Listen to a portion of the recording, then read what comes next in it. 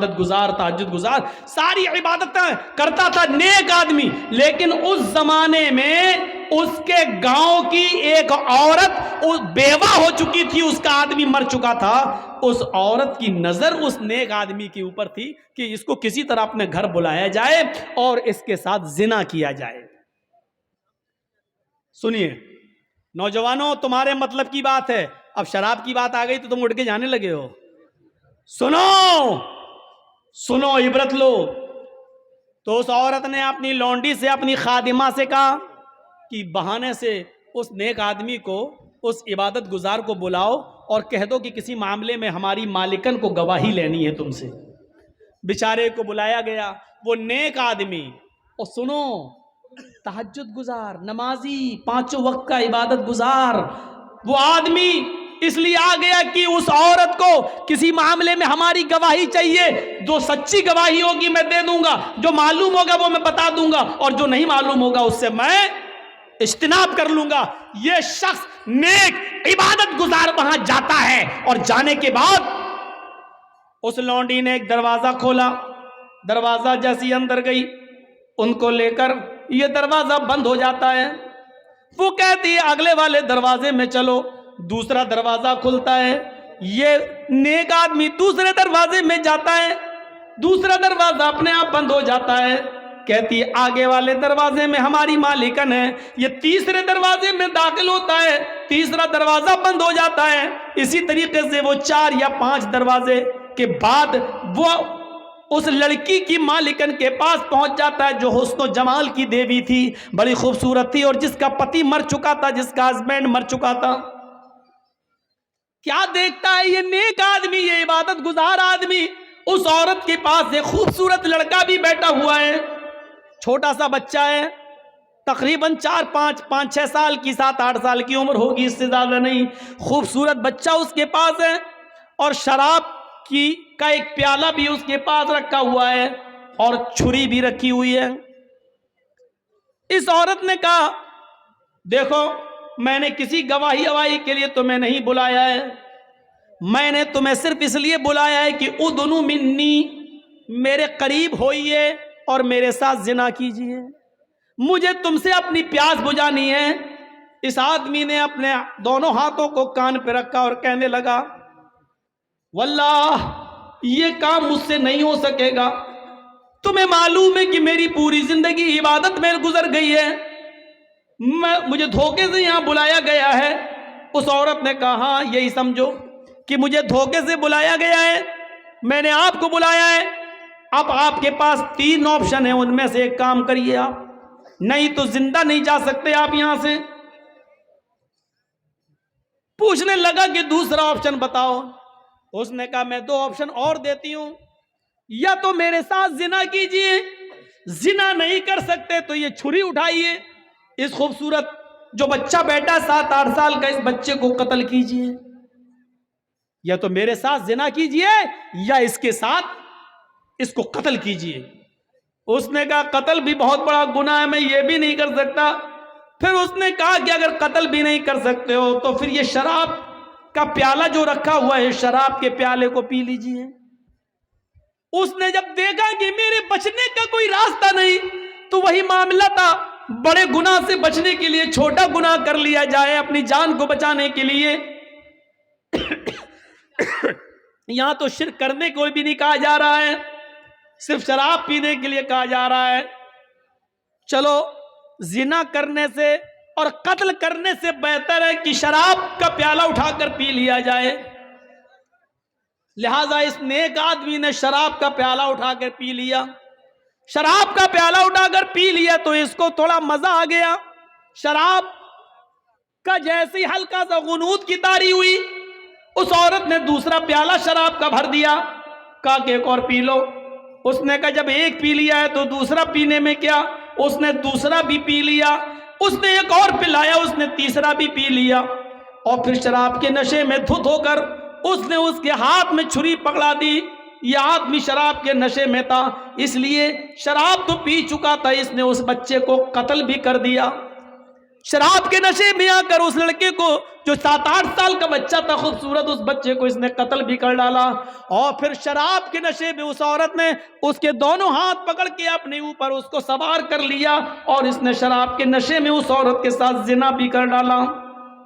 غور کیجئے، ایک گناہ کروایا جا رہا تھا اس سے کہ تو میرے ساتھ زنا کر، لیکن اس نے زنا سے بچنے کے لیے کہا کہ نہیں، اللہ سے ڈرایا، قیامت سے ڈرایا، جہنم سے ڈرایا. لیکن اس عورت کی اوپر زنا کا بھوت سوار تھا. اس نے کہا اگر زنا نہیں کرتے ہو تو قتل کرو. قتل بھی کرنے سے انکار کر دیا تو کہا شراب پیو، اور جب شراب پی تو شراب پی کے قتل بھی کر ڈالا اور زنا بھی کر ڈالا. اللہ کے نبی نے کیا فرمایا؟ شراب مت پیا کرو، اس لیے کہ شراب تمام برائیوں کی جڑ ہے. میرے بھائیوں، نہ شراب پیا ہوتا، نہ قتل کیا ہوتا، نہ زنا. شراب نے اس سے قتل بھی کروا دیا اور زنا بھی کروا دیا. پھر یہ آدمی میرے بھائیوں زندگی بھر شرابی بن گیا ہے، گلیوں میں گھومتا پھرتا اور لوگوں سے شراب کی بھیک مانگتا پھرتا. یہ ایک جنتی آدمی تھا، لیکن ایک بار شراب پینے کے بعد اس کی دل کی دنیا بدلی اور اس حال میں مرا کہ مرتے وقت بھی یہ شراب کی بوتل مانگ رہا تھا، شراب کا پیالہ مانگ رہا تھا، شراب مانگ رہا تھا. اور پھر آخر شراب نہیں مرا، نہیں ملی اور ایسے ہی مر جاتا ہے. اندازہ لگائیے کہ ایک پیالے شراب نے اس آدمی کی زندگی کو کیسے بدل دیا، ایک جنتی انسان کو جہنمی انسان کیسے بنا دیا. اسی لیے اللہ کے نبی نے فرمایا وَلَا تَشْرَبَنَّ خَمْرًا فَإِنَّهُ رَأْسُ كُلِّ ذَنْبٍ كُلِّ فَاحِشَةٍ، ہر گندی چیز کی جڑ ہے یہ شراب. نوجوانوں، اس شراب کو تم ہاتھ مت لگایا کرو، چھوڑ دو اس شراب کو.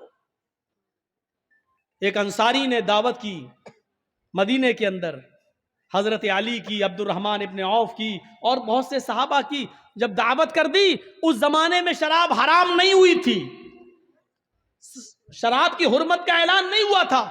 اس انصاری نے سب کو کھانا کھلایا اور کھانا کھلانے کے بعد شراب کا جام بھی پلوا دیا. شراب پی، حرام تو ہوئی نہیں تھی، اس لیے جو لوگ پیتے تھے وہ پی لیتے تھے. شراب یہاں پی اور یہاں مغرب کی اذان کی آواز آنے لگی. اب سب کہنے لگے کہ شراب تو پی لی، اب نماز پڑھنے مسجد میں کیا جاؤں، چلو یہیں جماعت کر لو. گھر میں ہی جماعت ہونے لگی. حضرت عبد الرحمن ابن عوف کو امام بنا دیا. حضرت عبد الرحمن ابن عوف نماز پڑھا رہے ہیں مغرب کی، حضرت علی اور دوسرے صحابہ پیچھے کھڑے ہیں اور مغرب میں زور زور سے قرآن کی تلاوت کی جاتی ہے، وہ بھی کر رہے ہیں. شراب اپنا رنگ دکھانے لگی، دماغ پہ چڑھنے لگی، اور یہاں قرآن کی آیت پڑھ رہے ہیں الحمدللہ رب العالمین الرحمن الرحیم مالک یوم الدین ایاک نعبد و ایاک نستعین اہدنا الصراط المستقیم صراط الذین انعمت علیہم غیر المغضوب علیہم ولا الضالین. گاڑی صحیح چلی یہاں تک. اس کے بعد انہوں نے آنے لگا، چڑھ گئی اور نماز میں ہے. بسم اللہ الرحمن الرحیم، اب قرآن کی سورت شروع ہو گئی. قُلْ يَا أَيُّهَا الْكَافِرُونَ لَا أَعْبُدُ مَا تَعْبُدُونَ. قرآن کی آیت یہی ہے، لیکن یہ کیا پڑھ رہے ہیں نماز میں؟ قُلْ يَا أَيُّهَا الْكَافِرُونَ نَحْنُ نَعْبُدُ مَا تَعْبُدُونَ. بالکل معنی ہی الٹ دیا. ترجمہ کیا ہوا؟ قُلْ يَا أَيُّهَا الْكَافِرُونَ، اے محمد صلی اللہ علیہ وسلم کہہ دو اے کافرو، لا اعبد ما تعبدون، میں ان جھوٹے خداؤں کی پوجا نہیں کرتا جن کی تم کرتے ہو. یہ ہے ترجمہ. لیکن انہوں نے کیا پڑھ دیا؟ نحن نعبد ما تعبدون. اے محمد صلی اللہ علیہ وسلم کہہ دو کہ اے کافرو، میں بھی ان جھوٹے خداؤں کو پوجتا ہوں جن کو تم پوجتے ہو، میں بھی ان کی عبادت کرتا ہوں جن کی تم کرتے ہو. معنی ہی بدل گیا. اللہ اللہ کر کے کسی طرح نماز ختم ہوئی، وہاں اللہ کے نبی کے اوپر قرآن کی آیت نازل ہوتی ہے یا ایھا الذین آمنوا لا تقربوا الصلاۃ وانتم سکارى حتی تعلموا ما تقولون. آئے ایمانوں والو تم نماز کے قریب مت جاؤ جب تم نشے میں ہو. یہ آیت نازل ہو رہی ہے اللہ کے نبی کے اوپر. اے مسلمانوں، اے ایمان والو تم نماز کے قریب مت جاؤ جب تم نشے میں ہوا کرو. تو نماز کے قریب مت جاؤ، اس وقت تک نہ پڑھو جب تک کہ تم ان باتوں کو سمجھنے نہ لگو جو تمہارے منہ سے نکل رہی ہیں. تمہیں خود نہیں معلوم لا اعبد ما تعبدون پڑھنا ہے کہ نحن نعبد ما تعبدون پڑھنا ہے. تم سمجھ ہی نہیں پا رہے ہو. جب تک تم اپنی زبان سے نکلنے والے جملے اور ورڈز کو سمجھنے نہ لگو تب تک تم نماز نہ پڑھو. صحابہ کے ضمیر جھنجھڑ گئے. یا اللہ، یہ شراب اتنی خراب چیز ہے کہ اللہ تعالیٰ نے نماز جیسی عبادت کو ملتوی کر دیا. یعنی شراب اگر پی لیا کرو تو نماز مت پڑھو جب تم نشے میں ہو. یا اللہ، ایسے کیسے ہو سکتا ہے کہ میں نماز کے لیے شراب چھوڑ دوں، شراب پیوں؟ شراب نماز چھوڑنے کے لیے شراب پیوں؟ نہیں، شراب چھوڑ سکتا ہوں لیکن نماز نہیں. اس آیت نے ان کے ضمیروں کو جگا دیا. مسلمانوں ایمانداری کے ساتھ بتاؤ، ہمارے ضمیر کتنے جاگے ہوئے ہیں شراب کے تعلق سے؟ کتنے؟ چلیے آئیے میرے ساتھ بامبے کا سفر کریے، ٹاٹا ہاسپٹل چلیے. میں نے اپنے چچیرے بھائی کا، پھپھیرے بھائی کا علاج 11 سال تک کرایا ہے ٹاٹا ہاسپٹل میں، اور 11 سال کرانے کے بعد بھی اللہ کے حکم کے آگے کسی کی نہیں چلتی. اور 11 سال کے بعد جب اس کا دوبارہ پیر کا آپریشن ہوا تو 3 مہینے کے بعد اس کا کینسر اوپر تک بڑھ گیا اور پھر ہم نہیں بچا سکے. وہی ہوا جو اللہ کو منظور تھا. ٹاٹا ہاسپٹل گواہی دے گا کتنے لوگوں کے لیور میں کینسر شراب کی وجہ سے ہوتا ہے، کتنے لوگوں کی آنتوں میں کینسر شراب کی وجہ سے، اور کتنے لوگوں کی کڈنی خراب ہوئی ہے ان میں کینسر ہوا ہے شراب کی وجہ سے. یہ ٹاٹا ہاسپٹل کی دیواریں لکھی ہوئی ہیں، بتا رہی ہیں، اور وہاں کے ڈاکٹر آپ کو گواہی دیں گے. میرے بھائیوں، شراب کینسر کی بنیادی بیماری کی جڑ ہے. یہ لیور کا کینسر کر دے، یہ دماغ کا کینسر کر دے، یہ آنتوں کا کینسر کر دے، یہ کڈنی کا کینسر کر دے. یہ جس خون میں دوڑتی ہے کس حصے کو کینسر کا پیشنٹ بنا دے، یہ کچھ نہیں کہا جا سکتا ہے. اللہ کے رسول نے اس کو ایسے ہی حرام قرار نہیں دیا ہے. اس کو چھوڑیے. ایک صحابی ہیں، شراب حرام نہیں ہوئی ہے، انہوں نے زیادہ پی لی ہے، اور زیادہ پینے کے بعد پھر وہ اپنی بیٹی کو پکڑ لیے، ہاتھ پکڑ کر کھینچنے لگے، اپنے روم میں لے جانے لگے جہاں وہ اور ان کی بیوی سوتی تھی. بیوی نے دیکھا کہ میری بیٹی کا یہ کھینچ رہے ہیں میری بیٹی کو، تو وہ آئی اور اپنی بیٹی کو بچاتی ہیں اور شوہر کو دھکا دیتی ہے، پتی کو کمرے میں بند کر دیتی ہیں. جب نشہ اترتا ہے تو وہ دروازہ اندر سے پیٹتا ہے، یہ دروازہ کھولتی ہے. وہ صحابی اپنی بیوی کو مارتے ہیں اور پیٹتے ہیں. جب بیوی پٹ چکی تو کہنے لگی تھک گئے ہو کیا اور نہیں مارو گے؟ پھر اس نے اپنی بیوی کو گلے سے لگا لیا اور کہا تم جانتی ہو کہ تم نے مجھے بند کر دیا اس لیے میں نے مارا. ہاں مار تو لیا لیکن پوچھا نہیں کہ کیوں میں نے بند کیا. آج تم نے شراب کچھ زیادہ ہی پی رکھی تھی. کہا وہ تو ہو جاتا ہے کبھی کم کبھی زیادہ، اگر پی لی تو کیا ہوا؟ نہیں میرے ہسبینڈ، نہیں میرے پتی، آپ نے آج اتنی پی لی کہ آپ بیوی میں اور بیٹی میں انتر نہیں کر سکے، فرق نہیں کر سکے. آپ نے اپنی بیٹی کا ہاتھ پکڑ کر کھینچنا شروع کر دیا، اس کے ساتھ گندا کام کرنے کا ارادہ کر لیا. اگر میں وقت پر نہ آتی تو بیٹی کی عزت لٹ جاتی، بیٹی کی عزت تار تار ہو جاتی. صحابی یہ جملہ سنتے ہیں آنکھوں میں آنسو آ جاتے ہیں، زاروں کی تار روتے ہیں، آسمان پہ نظر ڈالتے ہیں کہ اللہ یہی جملے سننے کے لیے تو نے مجھے زندگی دی ہے، کیا یہی مجھے سننا باقی رہ گیا تھا؟ یہ زمین پھٹ جاتی، میں زمین میں دھس جاتا، آج کے بعد کون سا چہرہ لے کر میں اپنی بیٹی کے سامنے آؤں گا؟ پھر کہنے لگے اللہ تو گواہ رہنا، آج کے بعد میں شراب کو ہاتھ نہیں لگاؤں گا. جب شراب حرام نہیں ہوئی تھی، شراب پینے کی گنجائش موجود تھی، جب حرام نہیں ہوئی تھی تو لوگ اس کا نقصان دیکھ کر ہمیشہ چھوڑنے کی نیت کر لیتے تھے، قسم کھا لیتے تھے کہ ہم اس کو ہاتھ نہیں لگائیں گے. نوجوانوں جب حرام نہیں ہوئی تب لوگ اس کو چھوڑنے کی قسم کھا لیتے تھے. تمہارے نبی نے اس کو حرام قرار دیا ہے, حرام قرار دیا ہے. جیسے سور کا گوشت حرام ہے, جیسے گدھا حرام ہے, جیسے کتے کا گوشت تم نہیں کھا سکتے ہو یہ حرام ہے, اسی طریقے سے شراب حرام ہے. تم کیسے پی لیتے ہو, کیسے تمہارے حلق کے نیچے اتر جاتی ہے. قرآن اس کو شیطان کی گندگی کہتا ہے. انما الخمر والمیسر والانصاب والازلام رجس من عمل الشیطان.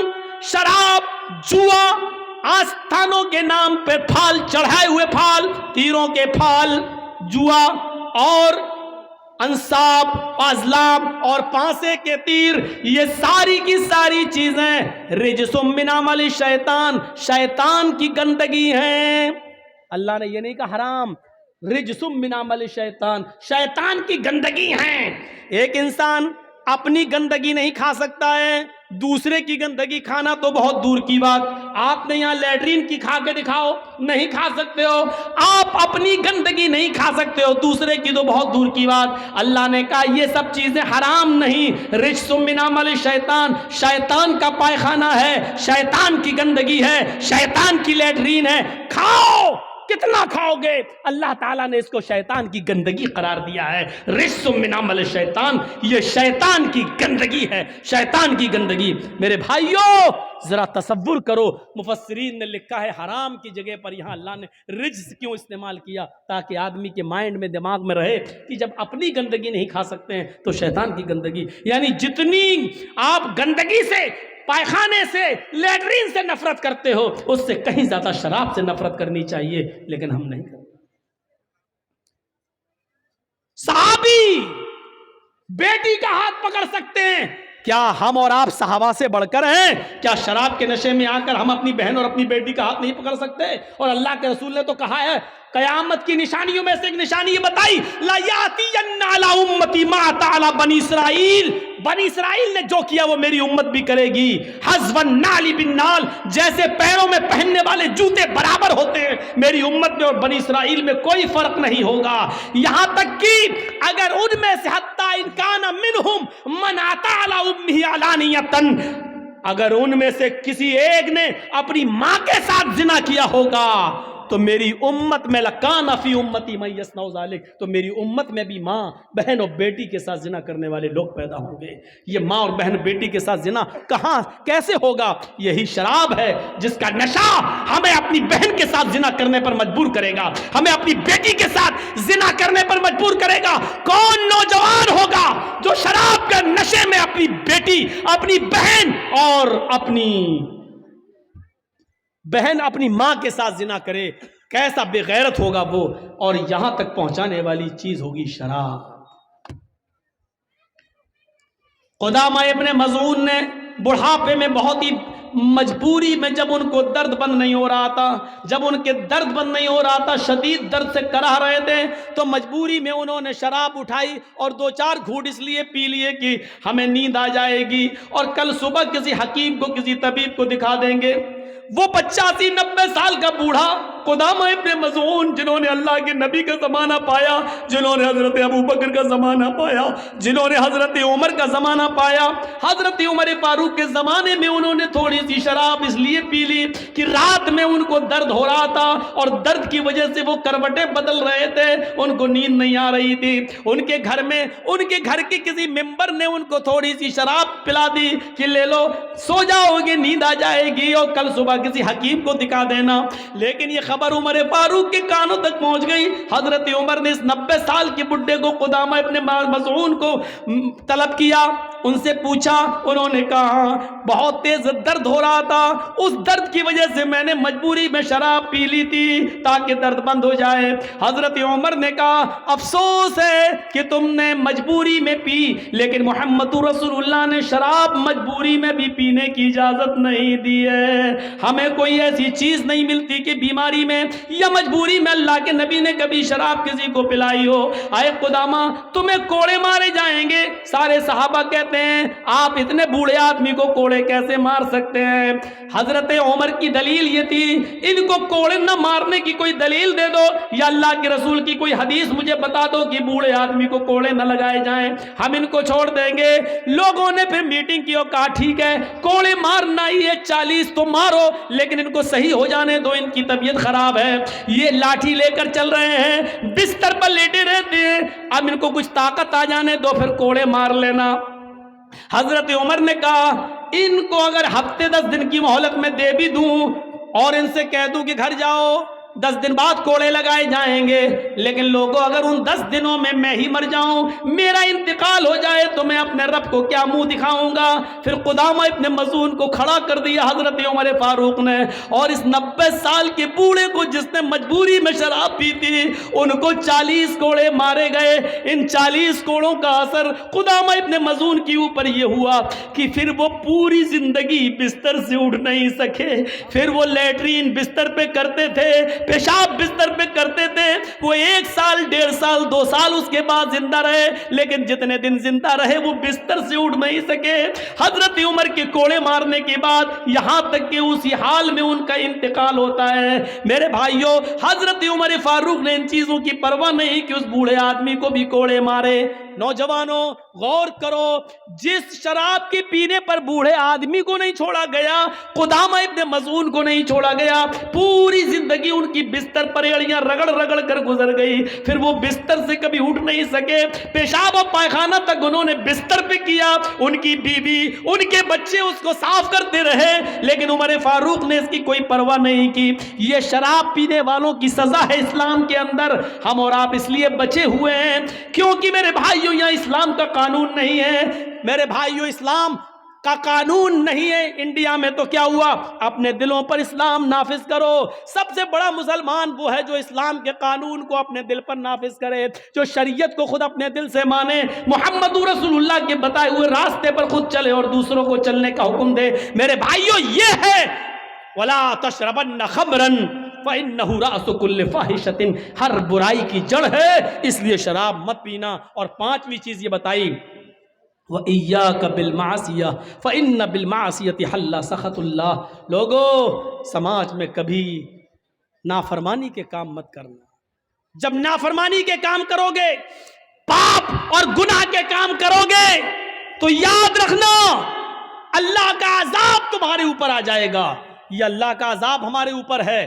آج پیٹرول 100 پار کر چکا ہے، یہ کیا ہے؟ کیا یہ اللہ کا عذاب نہیں ہے؟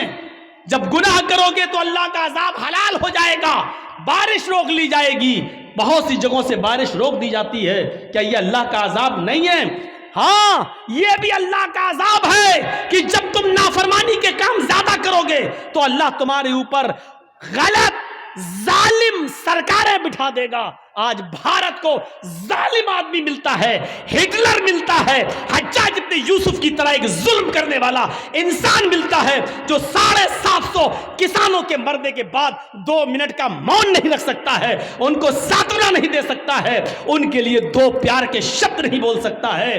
جب NRC اور CA پر مسلمانوں کو گولیوں سے مارا جا رہا تھا تو ان کے لیے ایک رحم کا لفظ اس کی زبان سے نہیں نکل سکتا ہے۔ یہ ہماری نافرمانی کا نتیجہ ہے۔ جب تم گناہ کرو گے تو ہم تمہارے اوپر ظالم اور جابر حکمراں بٹھا دیں گے۔ یہ اللہ کا عذاب نہیں تو اور کیا ہے ہمارے اوپر، کیونکہ ہم گناہوں سے اپنی زندگی کو لبریز کیے ہوئے ہیں، بھرے ہوئے ہیں۔ ہمیں اپنی زندگیوں کو گناہوں سے بچانا ہے۔ میں نے 5 چیزیں بتائی ہیں، 5 چیزیں ابھی باقی ہیں، صرف سن لو وہ 5 چیزیں کیا ہیں۔ پہلی چیز شرک مت کرنا، چاہے جلا دیا جائے یا قتل کر دیا جائے، ایک چیز۔ دوسری چیز ماں باپ کی نافرمانی کبھی مت کرنا، چاہے وہ تمہیں اپنے گھر سے نکال دیں یا بیوی بچوں سے بے دخل کر دیں۔ تیسری چیز فرض نماز کبھی جان بوجھ کر مت چھوڑنا۔ جس سماج میں فرض نماز چھوڑ دی جاتی ہے اللہ کی ذمہ داری اس سماج کے اوپر سے اڑ جاتی ہے۔ چوتھی چیز شراب کبھی مت پینا، اس لیے کہ یہ تمام برائیوں کی اور گندگیوں کی جڑ ہے۔ 5ویں چیز اللہ کی نافرمانی کا کوئی کام مت کرنا، جہاں نافرمانی ہوتی ہے اس بستی پر اللہ کا عذاب حلال ہو جاتا ہے، یعنی اللہ کو پھر پرواہ نہیں ہوتی کسی بھی طریقے سے، پھر اللہ کا عذاب اس بستی پہ آ جاتا ہے۔ ان 5 چیزوں کی میں نے تشریح کر دی۔ چھٹی چیز، ایاک والفرار من الزحف وان حلق الناس، میدان جنگ ہو رہی ہو، لڑائی ہو رہی ہو، آپ جنگ لڑ رہے ہوں، ہندوستان میں تو یہ ممکن ہی نہیں ہے، اگر آپ جہاد کر رہے ہوں تو پیٹھ پھیر کے کبھی مت بھاگنا، چاہے لوگ ہلاک ہو رہے ہوں، یعنی بہادری کی موت مر جانا، بزدلی کی پیٹھ مت دکھانا، کبھی بھی میدان جنگ سے منہ پھیر کر پیٹھ دکھا کے مت بھاگنا، لڑنا، چاہے مر جاؤ، مر جانا گوارا کر لینا، لیکن کافر کے سامنے ہتھیار ڈال کے بھاگنا گوارا مت کرنا۔ یہ چھٹی چیز ہے۔ 7ویں چیز،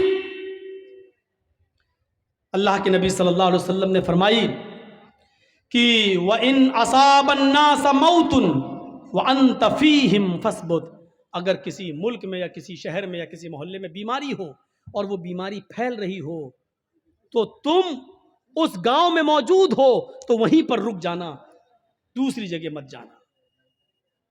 طاعون ایک بیماری تھی، اللہ کے رسول نے کہا کہ اگر وہ پھیلی ہوئی ہے تو تم اپنے گاؤں میں ہو تو گاؤں میں رہنا، دوسری جگہ مت جانا۔ کیوں؟ اس لیے کہ یہ بیماری تم دوسری جگہ جاؤ گے تو دوسری شہر میں بھی پھیل جائے گی۔ اپنے ہی علاقے میں رہنا، اگرچہ موتیں ہو رہی ہوں، یہ دیکھ کر کہ یہاں تو لوگ مر رہے ہیں، طاعون سے چھوڑ کے بھاگو۔ کورونا پر بھی یہ چیز لاگو ہوگی، کورونا پر بھی یہ چیز لاگو ہوگی۔ ایک آدمی کورونا کا مریض دوسری جگہ جائے گا، اس کو بھی مریض، آپ اپنے علاقے میں رہیے۔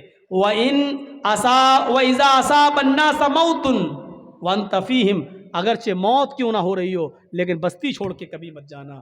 یہ 7ویں چیز۔ اور 8ویں چیز بڑی عجیب ہے، اس پہ بولنا تھا لیکن نہیں بول پایا۔ 8ویں چیز کیا ہے؟ وَأَنْفِقْ عَلَىٰ عِيَالِكَ مِن طُولِكَ، اپنی فیملی پر، اپنے بیوی اور اپنے بچوں پر ضرورت کے مطابق خرچ کرو، کنجوسی مت کرو۔ بیوی کو خرچہ دو جتنا دے سکتے ہو، جتنا مناسب ہے، بچوں کی پڑھائی لکھائی کا خرچہ، بیوی کا خرچہ، کپڑا لتا، کھانا پینا۔ میری بہنیں اگر ہیں تو سنو، آج تمہیں خوش کر دیتا ہوں، اگر تمہارا پتی تمہیں پورا خرچہ نہیں دیتا ہے تو تم اپنے پتی کی جیب سے اتنا پیسہ اس کو بتائے بغیر لے سکتی ہو جتنی تمہیں ضرورت ہے۔ معاف کیجئے گا، 150 روپے ساڑی کی ضرورت ہے تو 3000 مت لینا۔ میں یہ باتیں بہت کم بتاتا ہوں، اس لیے کہ ایک جلسے میں ہم اپنی بیوی کو لے کر گئے تھے اور وہاں ہم نے یہ بتا دیا، دوسرے دن میری ہی جیب سے 5000 غائب ہو گئے، تو اس لیے تھوڑا ڈر لگتا ہے، عورتیں ناجائز فائدہ اٹھانے لگتی ہیں۔ پھر بیویوں کو چاہیے کہ وہ اپنے شوہر کی جیب سے اتنا لیں جتنے میں بچوں کا، اور وہ بغیر بتائے بھی لے سکتی ہے، اس کو چوری میں نہیں لکھا جائے گا، کیونکہ عورت آپ کے پیسوں کی حقدار ہے، اور آپ اپنے بچوں پر خرچ کریں، یہ آپ کی ذمہ داری بنتی ہے۔ بہت زیادہ نہیں، بالکل کنجوسی بھی نہیں۔ اب آدھا کلو گوشت کی ضرورت ہے، آپ 250 گرام لا کے دینا، اتنی پکا چل، یہ بھی نہیں خرچ کیجیے۔ میاں بیوی میں بہت پیار محبت بھی ہونی چاہیے۔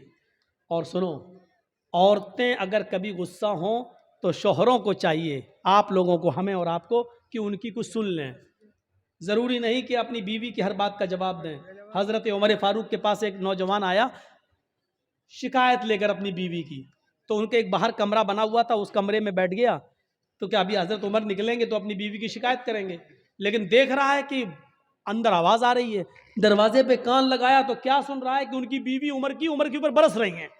صاحب تم تو چلے جاتے ہو، پکنے کو کون لائے گا، کھانے کو کون لائے گا، آٹا کون لائے گا، چاول کون لائے گا، یہ کون لائے گا، تم تو چلے جاتے ہو، تمہیں فکر ہوتی ہے پھر گھر کی۔ حضرت عمر سر نیچے ڈال کے کر رہے ہیں، یہ کہنے لگا لو، یہ اٹھ کے چلنے لگا۔ حضرت عمر تھوڑی دیر کے بعد گھر سے نکلے، کمرے میں آئے، کہیں یہاں تو ایک آدمی بیٹھا، دیکھا وہ جا رہا ہے، اس کو آواز دی، اے ہلو سنو، اے، اس نے پیچھے مڑ کے دیکھا، ادھر آؤ، جی تم تو میرے پاس آئے تھے نا؟ جی ہاں بولو کس کام سے آئے تھے؟ نہیں امیر المومنین اب وہ کوئی کام نہیں ہے میرا، میں جا رہا ہوں۔ ارے نہیں تم اتنی دور سے آئے، کام بتاؤ، کیا کام تھا بتاؤ تو صحیح۔ کہا وہ میرا کیا کام تھا وہ تھا، لیکن وہ آپ کے بس کا نہیں ہے۔ میں امیر المومنین ہوں، میرے بس کا نہیں ہے، مجھے لوگوں کی خدمت کے لیے لوگوں نے امیر بنایا اور میرے بس کا نہیں ہے. کہا امیر المومنین میری بیوی مجھے الٹا سیدھا بولتی ہے، اتنا بولتی ہے میں سن نہیں پاتا ہوں. میں یہ شکایت لے کے آیا، میں نے سوچا آپ سے کریں گے. سن رہا ہوں یا دیکھتا ہوں کہ آپ تو خود ہی اسی بیماری میں مبتلا ہیں، آپ تو خود اپنی بیوی کے سن رہے ہیں. تو میں نے سوچا کہ جب آپ خود اپنا علاج نہیں کر پا رہے تو میرا کیا کریں گے. میں چل دیا. کہا بیٹھو. سنو. کہا کیا؟ بیوی سے جب ملتے ہو، ہم بستری کرتے ہو، تو جو بچہ پیدا ہوتا ہے وہ بچہ کس کا ہے؟ کہا میرا. اس کو نہلانے اور دھلانے کی ذمہ داری کس کی ہے؟ کہا میری. بیوی جو آپ کے بچے کو دودھ پلا رہی ہے، یہ اس کی ڈیوٹی نہیں ہے دودھ پلانا. پلا دیتی ہے، اگر وہ دودھ پلانے کا پیسہ آپ سے مانگے تو آپ کو دینا پڑے گا، لیکن پھر بھی وہ پلا دیتی ہے بیچاری فری میں. یہ کس کی ذمہ داری ہے دودھ پلوانے کی؟ کہا میری. کہا یار جب وہ ہمارے بچے کو نہلا دیتی ہے، دھلا دیتی ہے، لیٹرین کرا دیتی ہے، اس کے گندگی کو صاف کر دیتی ہے، اس کو دودھ پلا دیتی ہے، کھانا پکانے کی ذمہ داری بھی بیوی کی نہیں ہے؟ مولانا صاحب یہ کیا بیان کر رہے ہو؟ گھر کا کہیں الٹا سیدھا نہ ہو جائے معاملہ گڑبڑ. یقین مانیے جب آپ کا نکاح ہوتا ہے تو آپ سے کہا جاتا ہے کہ آپ کا نکاح فلاں فلاں کی بیٹی کے ساتھ اتنے اتنے روپے مہر کے عوض علاوہ نان نفقہ آپ کے ساتھ آپ کے نکاح میں دیا جا رہا ہے کہ آپ نے قبول کیا. تب آپ کہتے ہیں میں نے قبول کیا. اس میں آپ کو کیا کہا جاتا ہے؟ اتنا مہر ہے علاوہ نان نفقہ، یعنی نان مانی روٹی، نفقہ مانی خرچہ، یعنی روٹی اور کپڑا خرچہ یہ سب الگ. اس کے علاوہ روٹی آپ کو دینا ہے، کھانا آپ کو دینا ہے. اگر وہ نہیں پکاتی ہے تو آپ اس سے زبردستی نہیں پکوا سکتے ہیں، اور کھانا آپ کو کھلانا پڑے گا. خود پکاؤ کھلاؤ یا ہوٹل سے لاؤ کھلاؤ، لیکن وہ کھلا دیتی ہے اور پکا دیتی ہے.